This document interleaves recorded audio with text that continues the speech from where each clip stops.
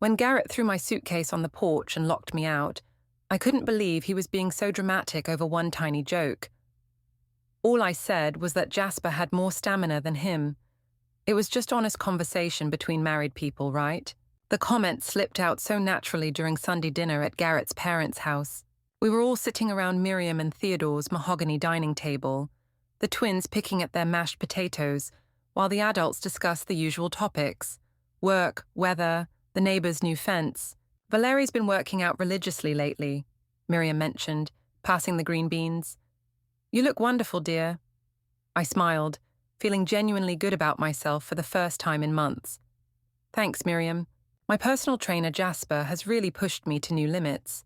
The man has incredible stamina, way more than Garrett ever had. The words hung in the air like smoke from a grease fire. Miriam's fork clattered against her plate. Theodore cleared his throat and reached for his water glass. Garrett's face drained of all color, his jaw working silently. What exactly does that mean? Miriam asked, her voice tight. I laughed, trying to lighten the mood. Just that Jasper can go for 2 hours straight without breaking a sweat. Garrett's usually exhausted after 30 minutes of any physical activity. The silence stretched unbearably. 6-year-old Hazel and Iris sensed the tension and stopped eating, their wide eyes darting between the adults. Can we have dessert now? Hazel whispered. In a minute, sweetheart, I said, still not understanding why everyone was acting like I'd confessed to murder when all I did was compliment my trainer's endurance. Garrett stood abruptly, his chair scraping against the hardwood floor. We need to go. But we haven't had dessert yet, I protested. Miriam made her famous apple pie. Now, Valeri. The drive home was suffocating. Garrett gripped the steering wheel like it might fly away, his knuckles white against the leather. The twins chattered in the back seat, oblivious to the storm brewing in the front seats. I stared out the window at the familiar suburban streets, genuine confusion gnawing at me. Why was everyone overreacting? I'd been working with Jasper for 3 months, and yes, we'd developed a close relationship, but that was normal, wasn't it? He understood my frustrations with Garrett's long work hours, his emotional distance since the twins were born 8 years ago. That night, after we'd tucked Hazel and Iris into bed, Garrett cornered me in our bedroom. His usually calm demeanor had cracked, revealing something raw and desperate underneath. Tell me about Jasper, he said, closing the door behind him. I sat on the edge of our bed, brushing my hair with slow, deliberate strokes. What do you want to know? He's an excellent trainer, very dedicated. How dedicated? Something in his tone made me pause. What are you implying? I'm not implying anything. I'm asking directly. How dedicated is your trainer, Valeri? I set down the brush and faced him. Maybe it was time for some honesty in our marriage. He pays attention to me, Garrett. Real attention. When I talk, he listens. When I need support, he's there. He makes me feel... Feel what? Alive, desired, like I matter. Garrett's face crumpled. And I don't. When's the last time you really looked at me?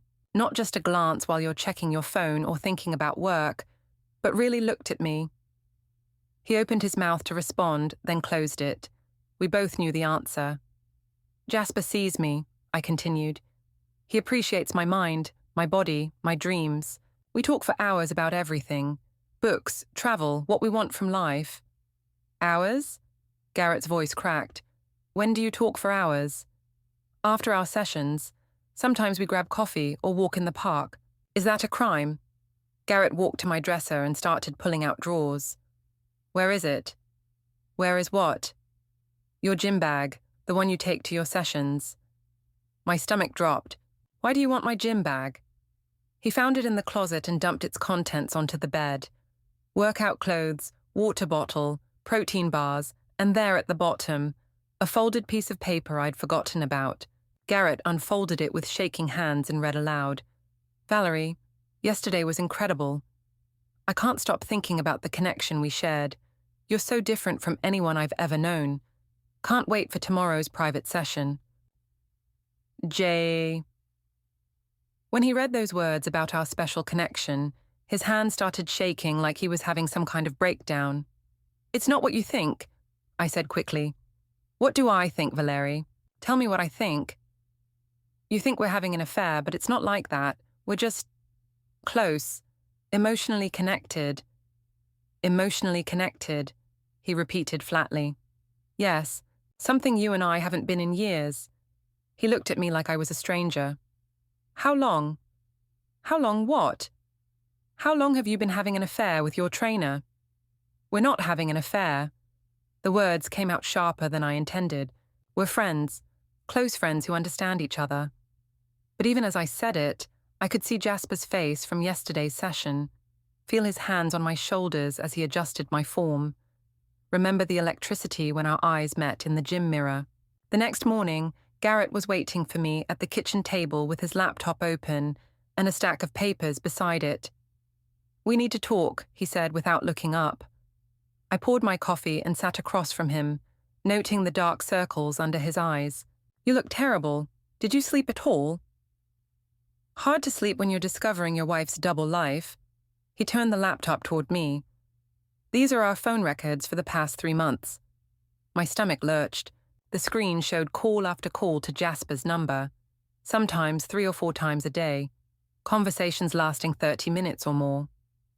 You call him every single day, Garrett said. Sometimes twice. What could you possibly have to talk about for 30 minutes with your trainer? We're friends, Garrett. Friends talk. Friends don't write notes about incredible connections and special sessions. Heat rushed to my face. You're twisting everything, making it sound sordid when it's beautiful. Beautiful, his voice rose. You're having an emotional affair, at minimum, and calling it beautiful. I'm having meaningful conversations with someone who cares about me, something that's been missing from our marriage for years. So this is my fault. When's the last time you asked about my day? My dreams? When's the last time you touched me without it being about intimacy? Garrett stared at me like I'd slapped him. I work 60 hours a week to support this family, to pay for this house, the twins' school, your gym membership apparently. Money isn't love, Garrett. And neither is betrayal, Valerie. The front door slammed, making us both jump. My sister Delphine appeared in the kitchen doorway, her nurse scrubs wrinkled from a long shift. Your neighbor called me, she said, looking between us with tired eyes. Said there was shouting. Perfect timing, Garrett said bitterly. Your sister was just explaining how I'm responsible for her affair. Delphine's eyes widened. Affair? Valerie, what is he talking about? It's not an affair, I said quickly. It's a friendship that Garrett is blowing out of proportion because he can't handle the fact that someone else appreciates me. Show her the note, Garrett said. My face burned as Delphine read Jasper's words, her expression growing more concerned with each line. Honey, she said gently, this doesn't sound like friendship. You don't understand either, I snapped. Neither of you understand what it's like to be invisible in your own marriage. Delphine looked at me like I was some kind of monster, but she didn't know how lonely I'd been while Garrett worked 60-hour weeks, coming home too exhausted to do anything but collapse in front of the TV. She didn't know what it felt like to share a bed with someone who treated you like a roommate.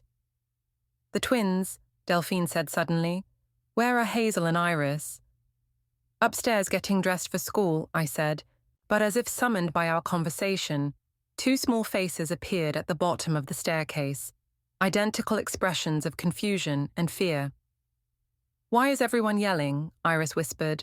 The sight of my daughters, hair unbrushed, still in their pajamas, clutching their favorite stuffed animals, should have stopped me cold, should have made me realize what I was destroying.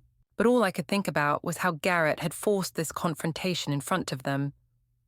Daddy's being dramatic, I said, kneeling down to their level. Everything's fine, babies. But everything wasn't fine, and we all knew it.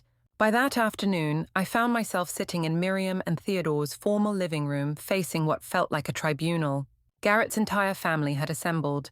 His parents, his brother Wesley, and sister-in-law Camden, even his grandmother Evelyn, who rarely left her assisted living facility. We need to understand what's happening, Miriam said, her voice carrying the authority of a woman who'd held this family together for 35 years. Theodore and I have been married for 42 years, and we've never seen anything like this. I felt like a defendant being cross-examined. There's nothing to understand. Garrett is overreacting to a friendship. A friendship that involves daily phone calls and romantic notes, Theodore asked. The note wasn't romantic. It was about our workout connection. Wesley leaned forward. Valerie, we've known you for 8 years. You're family to us. But what you described at dinner yesterday, that wasn't about fitness. They wanted details, so I gave them details. I told them about the first time Jasper and I really talked. How he'd asked about my life, my marriage, my dreams. How he'd listened without judgment when I explained how isolated I felt. How our conversations had evolved from fitness goals to life goals. And yes, I finally admitted, it became physical 2 months ago. The room erupted. Miriam gasped and pressed her hand to her chest. Theodore's face turned red. Evelyn shook her head sadly. Wesley cursed under his breath. But you have to understand, I continued, raising my voice over their reactions. My marriage was already over. Garrett and I have been strangers living in the same house for years. Jasper just helped me realize I deserved better. You have children, Miriam said, her voice shaking. 2 beautiful little girls who worship you. And I love them more than anything. But staying in a loveless marriage wouldn't help them. They deserve to see their mother happy. Theodore stood up, his presence commanding the room to silence. If you don't end this immediately, I'll help Garrett with whatever legal proceedings he needs. Legal proceedings? I laughed, but it sounded hollow. You're talking about destroying a family over a relationship that makes me feel alive for the first time in years. You destroyed the family, Camden said quietly, the moment you chose another man over your husband. From upstairs came the sound of crying. Hazel and Iris had heard the raised voices again. My heart clenched, but I pushed the guilt away. When Emma asked why Grandpa was yelling at Mommy, I realized this was getting out of hand, but it still wasn't really my fault. They were all being so dramatic, turning a beautiful connection into something ugly. If they could just understand that Garrett and I had been broken long before Jasper came into my life, maybe they'd see that I was trying to save myself from drowning in mediocrity. That night, I stayed at Delphine's apartment, sleeping on her lumpy couch while she worked a double shift at the hospital. When she got home at dawn, she found me still awake, staring at my phone. Texting him, she asked, settling into her recliner with a cup of coffee. Jasper's confused about why I haven't returned his calls. Maybe because your husband discovered your affair and your family is falling apart. I turned to face her. My family was already falling apart, has been for years. Valerie, listen to yourself, really listen. You're talking about Garrett like he's some kind of monster, but he's a good man who works hard and loves his family. A good man who ignored his wife for so long that she had to find connection elsewhere. Delphine set down her coffee and rubbed her temples. Do you want to know what I see when I look at this situation? What?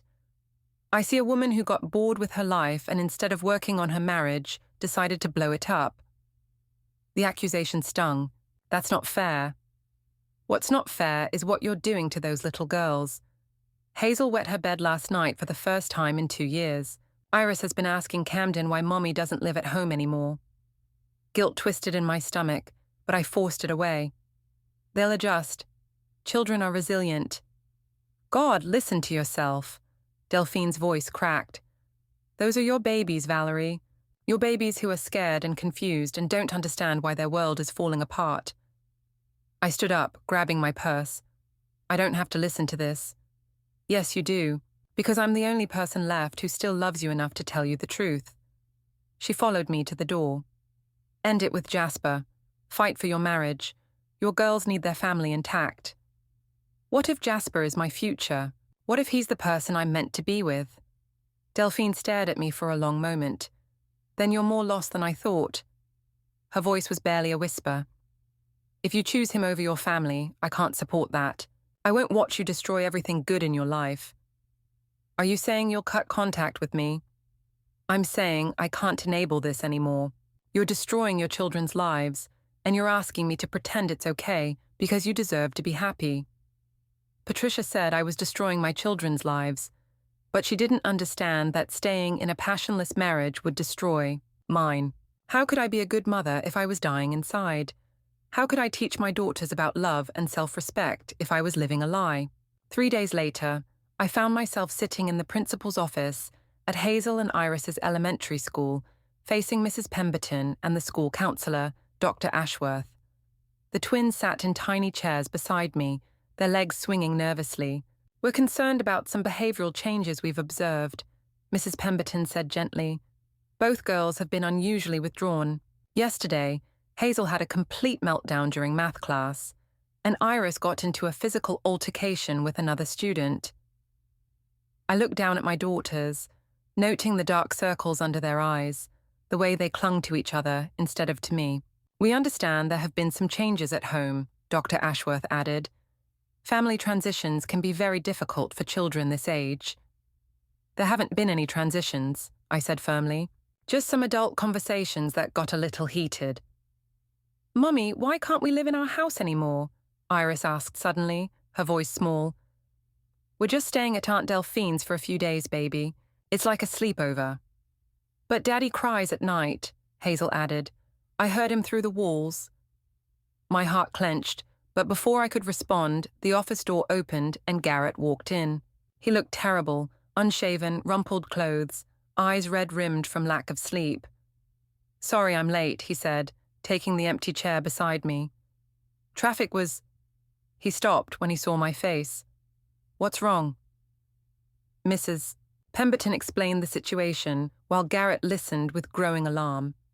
When she finished, he turned to me. "This has to stop, Valerie. Look what we're doing to them." "What you're doing," I corrected. "I'm not the one who kicked his wife out of the house." "You're not the one who—" He caught himself glancing at the twins. "We'll discuss this later." "Actually," Dr. Ashworth interrupted, "I think it would be beneficial to discuss this now in a controlled environment. Sometimes children benefit from honest, age-appropriate explanations." "There's nothing to explain," I said quickly. "Their father is having trouble with some adult decisions I've made, but it doesn't affect how much we both love them." "What adult decisions?" Hazel asked. The room fell silent.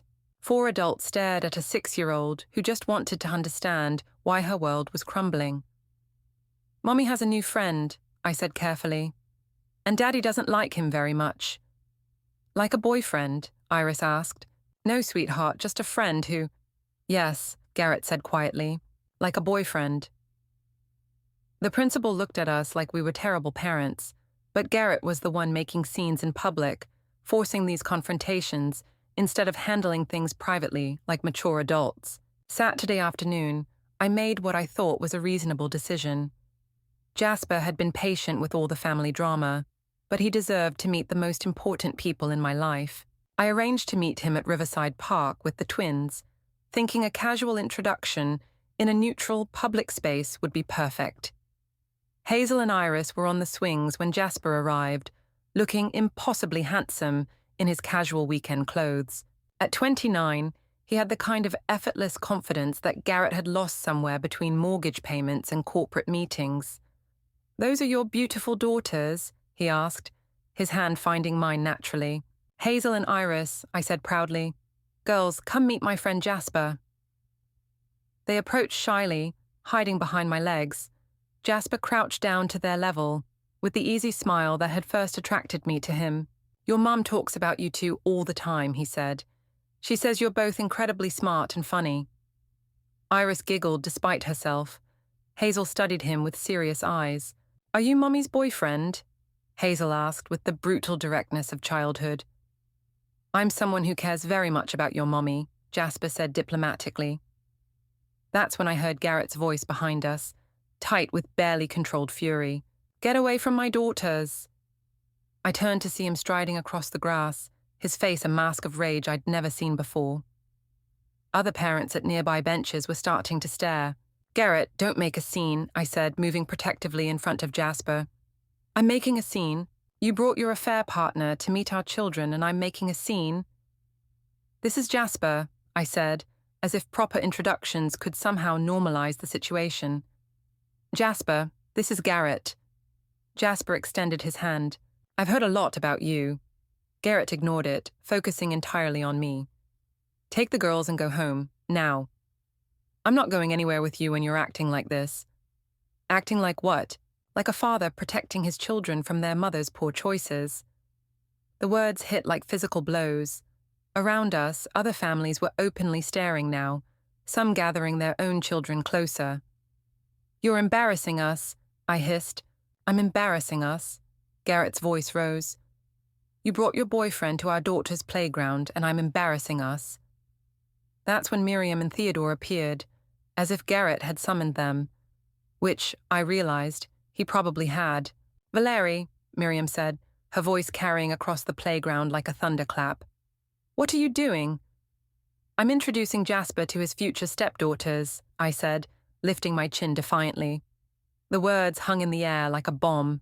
Hazel and Iris pressed closer to my legs, confused and frightened by the adult chaos swirling around them. Future stepdaughters? Theodore's face was red with anger. Mommy? Iris tugged at my sleeve. I want to go home. We are going home, I said, taking both girls' hands. Come on, Jasper. But when I looked for him, he was already backing away, hands raised in surrender. I think I should go, he said. This is more complicated than I expected. Jasper, don't leave. We can handle this together. But he was already walking toward the parking lot, leaving me standing in the middle of the playground with 2 crying children and 3 furious adults. When Helena started screaming at me in front of everyone, I knew she was just jealous that I'd found someone who actually appreciated me. All these people who claimed to love me, but none of them could see past their own judgments to understand what I was going through. The following evening, I walked into my own house to find what looked like a carefully orchestrated intervention. The living room was full. Miriam and Theodore, Delphine, Wesley, even Garrett's brother James. This is us trying to save you from yourself, Delphine said. I noticed Jasper's car in the driveway and smiled. Good thing I brought backup. When Jasper walked in behind me, the temperature in the room dropped 10 degrees. This is my family, I announced. And this is Jasper, the man I'm in love with. You brought him here, Garrett asked, appearing in the kitchen doorway. To our house. That's when Jasper cleared his throat. Actually, he said, pulling out his phone, I think there are some things everyone should know. I've been recording our conversations, Valerie, for my own protection. The room went dead silent.